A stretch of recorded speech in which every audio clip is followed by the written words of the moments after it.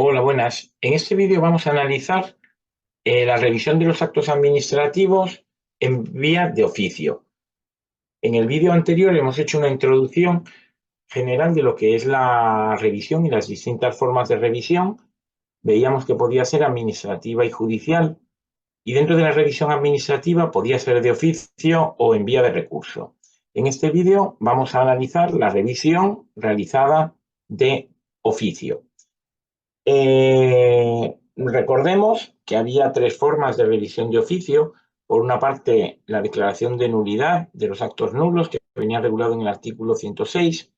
En segundo lugar, la declaración de lesividad para su posterior impugnación ante el orden jurisdiccional contencioso administrativo, regulado en el artículo 107 de la misma ley 39/2015. Y por último, tanto la revocación como la rectificación de errores materiales, aritméticos y de hecho, que venía regulado en el artículo 109. Comenzamos ahora precisamente con esta revisión de actos nulos del artículo 106. Vale, ¿qué nos dice? Pues nos dice, en primer lugar, que esta revisión se refiere, bueno, tanto a los actos en el artículo 106.1, como luego veremos para los reglamentos, para las disposiciones generales en el artículo 106.2 de la misma ley. Como primera característica, tenemos que señalar que se puede realizar en cualquier momento. Esto es, no hay un plazo de prescripción de la acción que vaya a limitar la capacidad de la Administración para revisar el acto. Un acto dictado hace 10, 15 años se podría declarar nulo. Luego veremos que sí que es cierto que hay una limitación mediante un concepto jurídico indeterminado en la que nos dice que no se podrá proceder a la revisión de acuerdo con los criterios del tiempo transcurrido, de los derechos consolidados para el interesado, pero ya son limitaciones de carácter general. Bien, en tercer lugar, tenemos que señalar que si bien la ley dice que se va a iniciar siempre de oficio, ¿eh? Nos dice que esta iniciación de oficio se puede producir por iniciativa propia o a instancia de la parte interesada. Es una forma de complicarse la vida a la ley, porque si nos dice que es de oficio, pues bueno, esto de la iniciativa del interesado, pues sería un poco complicado, pero tenemos que tener en cuenta que siempre tiene que ser de oficio y así nos lo establece el artículo 106.1 de la ley. En todo caso, se requiere también informe del órgano consultivo, perdón, del Consejo de Estado o del órgano consultivo equivalente de la comunidad autónoma. Muy importante, informe favorable del Consejo de Estado. ¿Qué es lo que ocurre? Que hay comunidades autónomas que han creado sus propios órganos consultivos. En este sentido, se permite que el informe, si no se está tramitando en la Administración General del Estado, sino que se está tramitando la declaración de nulidad en una comunidad autónoma o en una entidad local, este informe pueda venir emitido por un órgano similar o equivalente al Consejo de Estado en el ámbito de la comunidad autónoma a que se refiere. Bien, ¿cuándo podemos declarar la nulidad de los actos? Pues en función de lo establecido en el artículo 47.1 de la Ley 39/2015. Como recordaréis, este artículo regula las causas de nulidad y establecía dos apartados. En el primero regula la nulidad de los actos y en el segundo la nulidad de las disposiciones administrativas, de los reglamentos, de las disposiciones generales. Eran nulos pues, cuando vulneran la Constitución, otras disposiciones normativas de rango superior. Nos dice asimismo el artículo 106.1 que solo se podrá declarar la nulidad de aquellos actos que hayan puesto fin a la vía administrativa o que no hayan sido recurridos en plazo. Es muy importante, si están en plazo de interponer el recurso, o si no han puesto fin a la vía administrativa, se entiende que la Administración tiene otros instrumentos para determinar la nulidad del acto, como por ejemplo que el interesado lo impugne, y tendrá que esperar a que finalice este plazo. Mientras el plazo esté vivo, la Administración no podrá poner en marcha la declaración de nulidad del artículo 106 de la Ley 39/2015. Y como vemos, aquí ya en el punto 2 empieza a hablar de la declaración de nulidad de los reglamentos. La ley no lo denomina como reglamentos, dice de las disposiciones administrativas de carácter general. Una disposición administrativa de carácter general siempre es un reglamento y frente a ella tenemos las disposiciones administrativas de carácter individual, que es el acto administrativo. El acto administrativo se agota con su aplicación, se aplica a una persona o a una serie de personas determinadas en el propio acto, mientras que el reglamento no se agota con su aplicación, se puede aplicar muchas veces y además no tiene un destinatario definido en el propio reglamento, sino que el reglamento define el supuesto y a partir de ahí las personas que se encuentren en ese supuesto serán las destinatarias de la aplicación del reglamento. Al igual que ocurría con los actos administrativos, la declaración de nulidad de un reglamento se va a poder producir en cualquier momento. No hay un plazo determinado por la ley para que se pueda producir la declaración de nulidad del acto administrativo. En este caso, la ley nos dice que se iniciará siempre de oficio y no nos establece esta expresión que podía llevar a confusión que se establecía para los actos administrativos de indicar que podía ser por propia iniciativa o a solicitud del interesado. Eso en los reglamentos no lo dice, muy importante a efectos de test. Si es una pregunta sobre la nulidad del acto, sí que nos pondrá aquello de oficio, pero a iniciativa del interesado o por la propia iniciativa de la Administración. Sin embargo, si la pregunta se refiere a la nulidad del reglamento regulado en el 106.2, nos dice simplemente de oficio. Omite esa otra expresión. Al igual que ocurría anteriormente, se va a requerir el informe favorable del Consejo de Estado o del órgano consultivo equivalente de la comunidad autónoma y va a ser con las mismas condiciones que hemos visto en la nulidad de los actos administrativos. En cuanto a las causas, si anteriormente veíamos que eran las causas de nulidad establecidas en el artículo 47.1, ahora se refiere a las causas del artículo 47.2, porque como veíamos anteriormente, en este 47.2 es donde nos regula las causas de nulidad de las disposiciones generales, de los reglamentos. Se establece luego una serie de elementos comunes que se va a referir tanto a la declaración de nulidad de los actos como la declaración de nulidad de los reglamentos. Vale. Estos elementos van a ser comunes tanto para unos como para otros. ¿Cuáles tenemos dentro de ellos? En primer lugar, las causas de inadmisión. Son las mismas causas de inadmisión para la nulidad de los actos y para la nulidad de los reglamentos. En primer lugar, se procederá a la inadmisión de los procedimientos de declaración de nulidad sin informe ni siquiera del Consejo de Estado o del órgano consultivo equivalente de la comunidad autónoma, en primer lugar, cuando no se funde en ninguna causa de nulidad. Es importantísimo. Si hemos dicho que un elemento esencial era que se fundara en una causa de nulidad y no lo hace, ya directamente no se va a admitir la solicitud. Como veréis, esto solamente puede darse en la nulidad de los actos, ya que la nulidad de los reglamentos no se hace a iniciativa del interesado nunca. Por lo tanto, no se podría la Administración inadmitir su propia iniciativa. Esto sería cuando viniera solamente de iniciativa del interesado. En segundo lugar, se procederá también a la inadmisión cuando se hubieran desestimado en el fondo cuestiones sustancialmente idénticas. Si es una repetición de un asunto sobre el que ya la Administración se ha pronunciado y ha dicho que no ha lugar a la estimación de la solicitud de declaración de nulidad, no va a admitir tampoco otros supuestos sustancialmente idénticos. Por lo tanto, se procederá directamente a la inadmisión. En tercer lugar, como elementos comunes, también tenemos que señalar que se podrá proceder en el momento de declaración de la nulidad al establecimiento de las indemnizaciones que procedan. ¿De acuerdo? Se podrán establecer indemnizaciones que proceda en el momento de declaración de la nulidad administrativa por la Administración. Tenemos que señalar también que tanto en uno como en otro, pasados 6 meses desde el inicio de del procedimiento de declaración de nulidad, sin que se hubiera dictado resolución, se va a producir la caducidad si el procedimiento lo inició la Administración.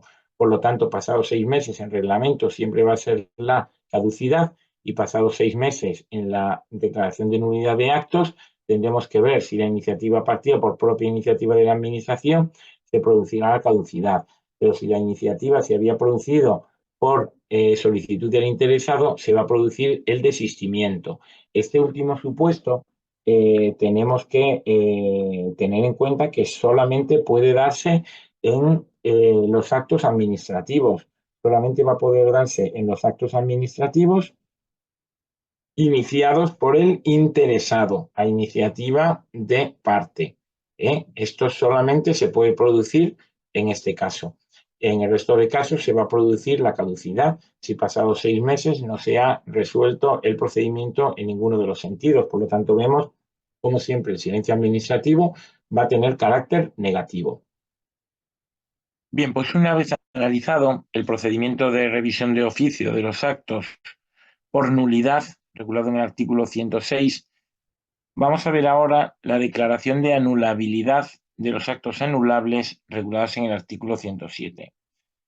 Como veíamos en el vídeo de introducción de la revisión de actos, decíamos que la Administración no tenía capacidad para declarar el acto anulable en sí mismo y quitarle la validez, sino que lo que tenía que hacer respecto de estos actos favorables de los interesados y lesivos para el interés público era declarar la lesividad y posteriormente impugnar el acto ante la jurisdicción contencioso administrativa de acuerdo con lo establecido en la Ley 2998.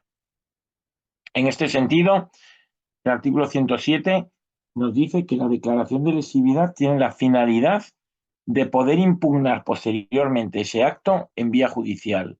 Es un requisito habilitante, necesario, imprescindible para poder acudir a esa vía judicial.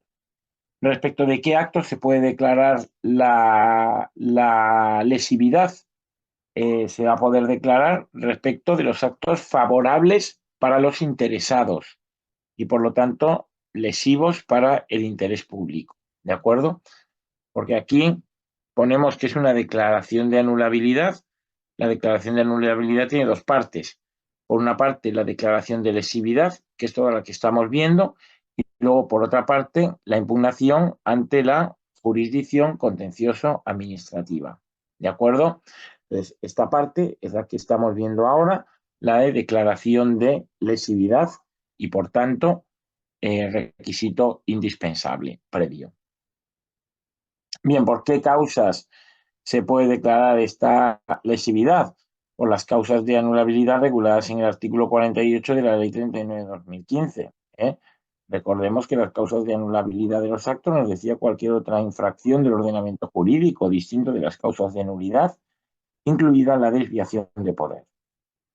Bien, ¿qué es la desviación de poder? Lo explicamos en otro vídeo en el que hablamos de las causas de nulidad y anulabilidad, pero viene a ser utilizar la norma para una finalidad diferente de aquella para la que ha sido creada. No tiene por qué implicar necesariamente ni abuso de poder, ni siquiera el provecho propio del funcionario, del empleado público que está actuando mediante esa forma. La ley establece un periodo temporal de declaración de lesividad para su posterior declaración de anulabilidad. Es que mientras que en la nulidad el plazo para declarar nulo el acto es indefinido, la ley nos dice, lo hemos visto en el artículo 106, en cualquier momento. En el artículo 107, para la declaración de lesividad, pone un plazo. Y es el plazo máximo de 4 años desde que se dictó el acto. De manera que una vez que se dicta el acto, solamente durante los 4 próximos años se podrá declarar la lesividad y, por lo tanto, se podrá acudir a solicitar la anulabilidad. Si hubieran pasado más de estos 4 años sin declarar la lesividad, ya nunca más se podrá declarar ese acto anulable ni quitarle la validez por considerar que incurre en alguna causa del artículo 48 de la Ley 39 de 2015.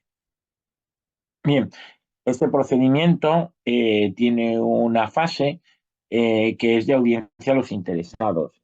¿Por qué se da esta audiencia a los interesados? Pues básicamente porque hemos dicho que se trata de actos favorables. Si son actos favorables a los interesados y la Administración, por medio de la lesividad, le va a acabar quitando validez en vía judicial por la declaración de anulabilidad, pues evidentemente, al tratarse de unos derechos sobre el interesado, pues tendrá que darse la posibilidad de decir algo en el procedimiento y, por lo tanto, un trámite de audiencia. La declaración de lesividad como tal no es recurrible por los interesados, se les va a comunicar, eso sí, pero en sí misma la declaración de lesividad no se puede recurrir. Si bien es cierto que como consecuencia de esa declaración de lesividad es posible que un juez acabe quitándole la validez a ese acto y esa sentencia sí podrá ser recurrida por cualquier interesado que se pueda haber perjudicado. Pero la ley nos dice que la declaración de lesividad en sí mismo no puede ser objeto en ningún caso de impugnación por parte de los interesados. Hay un procedimiento de caducidad del expediente, el mismo plazo que veíamos en el anterior artículo para el procedimiento de declaración de nulidad, que a los 6 meses desde que se ha iniciado el procedimiento de declaración de lesividad, la Administración no ha dictado una resolución acordando la misma, el procedimiento finalizará por caducidad. Se produce un silencio administrativo que implica la caducidad del procedimiento. Por lo tanto, si la Administración aún así quisiera declarar lesividad, lo que tendría que hacer es iniciar un nuevo procedimiento de declaración de lesividad, siempre y cuando no hubieran transcurrido los 4 años desde que se hubiera dictado el acto. Vale.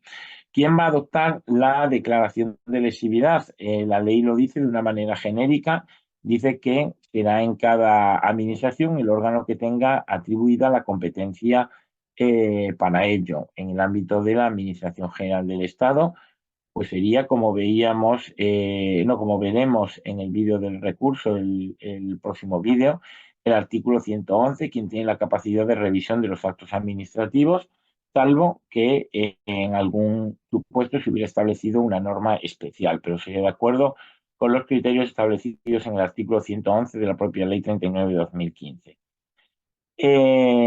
Bien, y el órgano que inicie el procedimiento de declaración de anulabilidad va a poder acordar la suspensión del acto.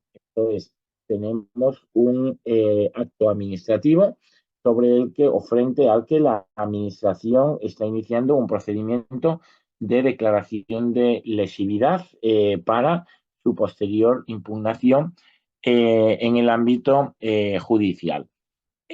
Una vez que se inicia el procedimiento, lo que puede acordar el órgano instructor es automáticamente quitarle la validez, suspenderle temporalmente la validez a este acto con la finalidad de que no no continúe causando perjuicios a los interesados.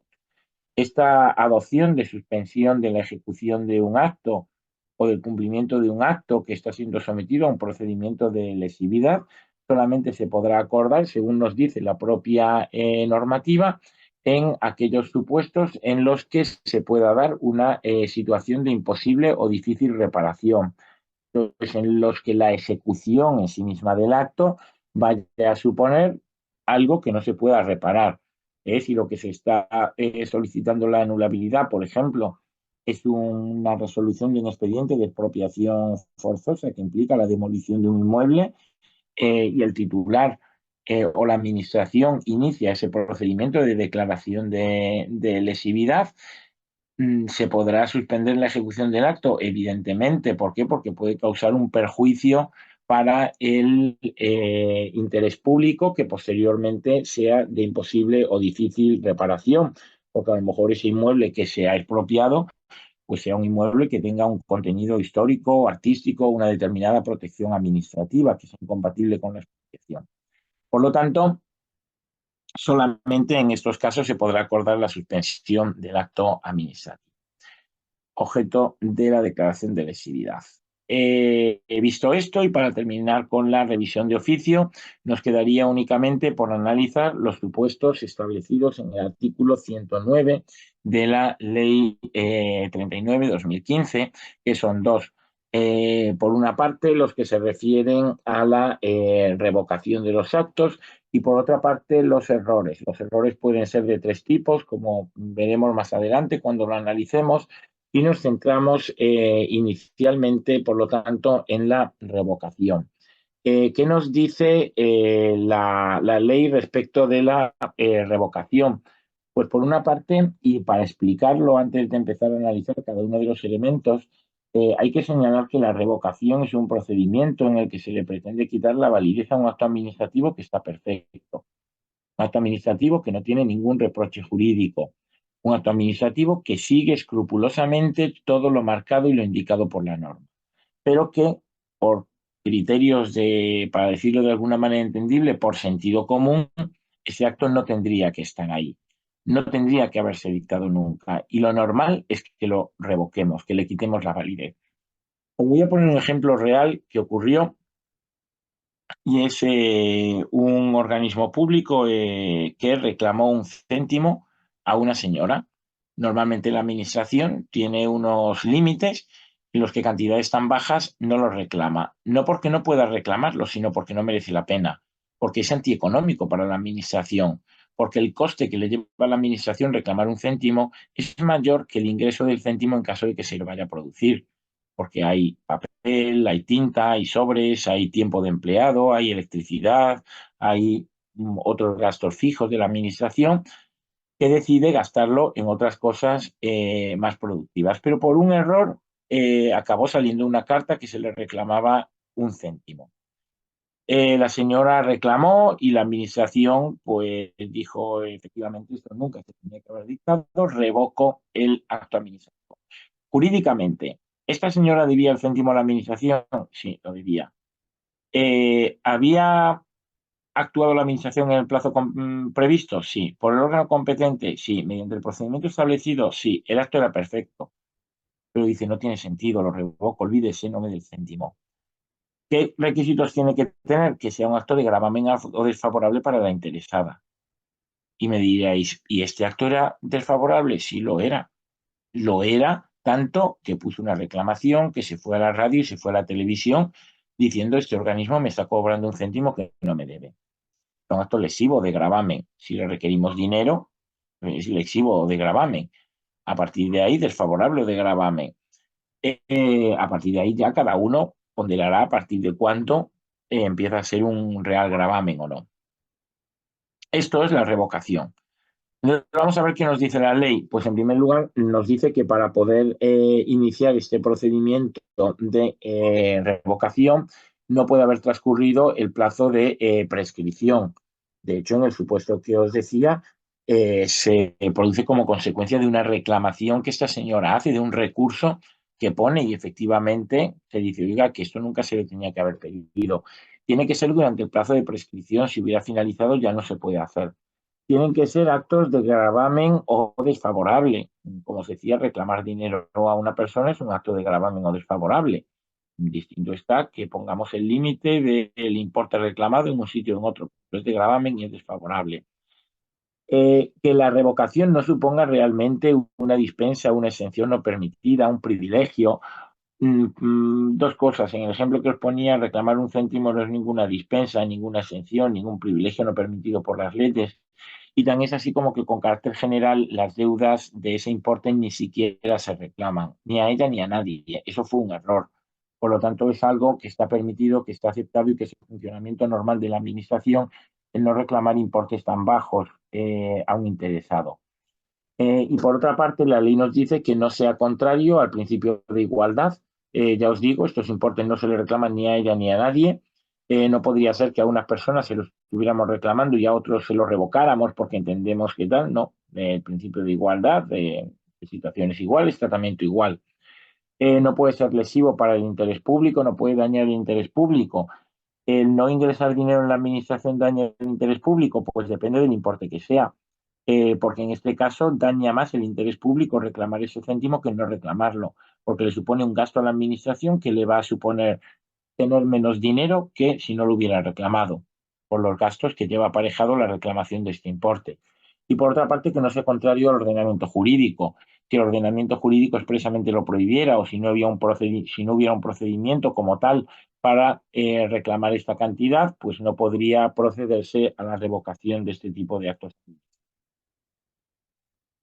Bien, y por último, en segundo lugar, el artículo 109 prevé la revisión de oficio de los actos administrativos para rectificar errores materiales, aritméticos o de hecho que se hubieran producido en el acto. Bien, estos errores, en primer lugar, se pueden rectificar en cualquier momento y en segundo lugar, se pueden rectificar tanto de oficio por la administración como a instancia del interesado. ¿Qué tres tipos de errores permite la ley rectificar? Errores materiales, aritméticos y de hecho.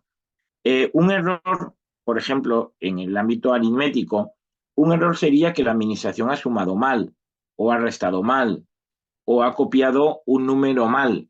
Si el número era una base de cotización 9,78 y la administración ha copiado 97,8, es un error, en ese caso sería un error material, porque ha copiado el número mal. Un error aritmético sería que lo ha sumado mal, que ha dicho 2 más 2 son 10.